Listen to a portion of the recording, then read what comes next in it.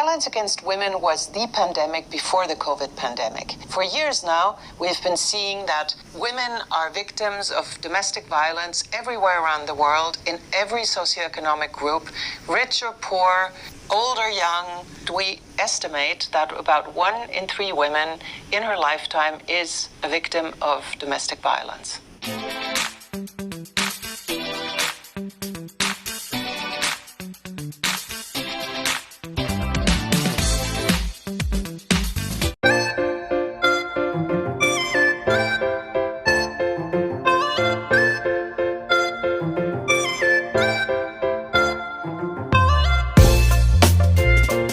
Tackling violence against women is an urgent priority which we have to start working on now. Domestic abuse needs to be stopped being treated as though it were a crime, a normal crime. It isn't. It's a human rights abuse. And there needs to be an understanding at a high level that the answer isn't just a criminal justice solution. We need to formulate better ways to end the cycle. Like my cycle started when I was a child, being brought up in a domestic abuse household, and we need to educate. We need to educate boys. We need to educate girls about what a healthy relationship looks like. Je pense qu'une grande partie de la violence masculine, de cette culture du viol, est extrêmement destructrice pour les enfants et qu'elle porte en elle justement l'avenir de la violence. Et que si on n'intervient pas en amont, vraiment pour prévenir toutes ces violences sexuelles, eh bien on aura fait à peine la moitié du job. We need to get men involved in the fight against domestic violence so that men realise that this is something that's on our shoulders. So it's really important that we just draw a line and we start to understand the victims and we start to understand how we're failing them as a society.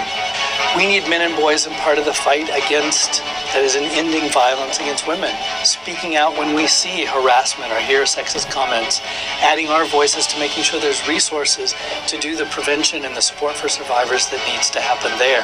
The COVID-19 pandemic has highlighted the big problems of violence against women. And as we move into the post-COVID world and with economic and social recovery, the hope is that the attention to violence against women will remain with us and that governments and societies will be devising effective solutions to end this pandemic as well. Calliope, your team, Ending Violence Against Women, has recently produced this framework on working on prevention of violence against women. Can you tell me why, after decades of work on violence, which is focused primarily on survivors and their need for service and support, why it is finally we've come to talk about prevention and why it's important that we do that? I think it's really important to remember that the rates of violence against women are still alarmingly high. But how can we really eliminate violence one day if we don't really focus on addressing the root causes of such violence, on addressing the social norms, the practices, the behaviors, the attitudes that tolerate such violence against women? And prevention of violence against women exactly examines these kind of issues, and it provides answers on how to address the root causes and the social norms that really tolerate such violence. But I think it's about time, especially now that the evidence is growing all the time, to focus on prevention of violence, which is the way forward to eliminate violence against women one day.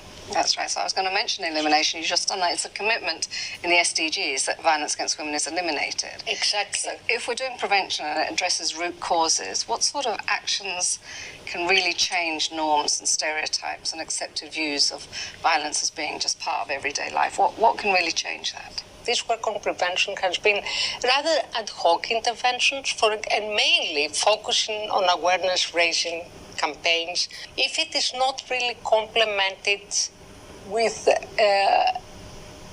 interventions, for example, educational programs, that they have a whole of school approach, not just ad hoc training of teacher or ad hoc awareness raising of students, but how do we involve the whole school community together to address violence?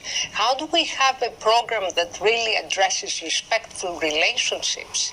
Another intervention that we know that has worked in different parts of the world is community mobilization. If, for example, you employ some media campaigns, but you combine it with some specific community discussions, and to see what are the main issues that really concern the community. And violence against women and girls is definitely coming up as a very important issue that concerns the community. How can we employ drama techniques and to engage the communities in this kind of discussions?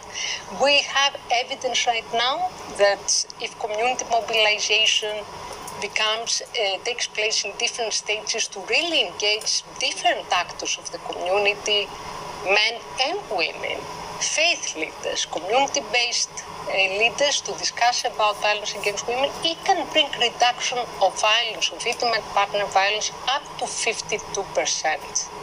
Exactly because violence is such a complicated phenomenon. We know very well that it's not only one factor that contributes to the causes of violence. There are different factors at different levels, at the individual level, relationship level, family level, at the broader social level, that we know that all this interacts among themselves to increase the risk of violence that women are exposed to. We cannot really talk about prevention and raising awareness for survivors without having the services available for them, and the other way around. We cannot have only services addressing the symptoms of violence without addressing the root causes. Calliope, thank you very much. Thank you.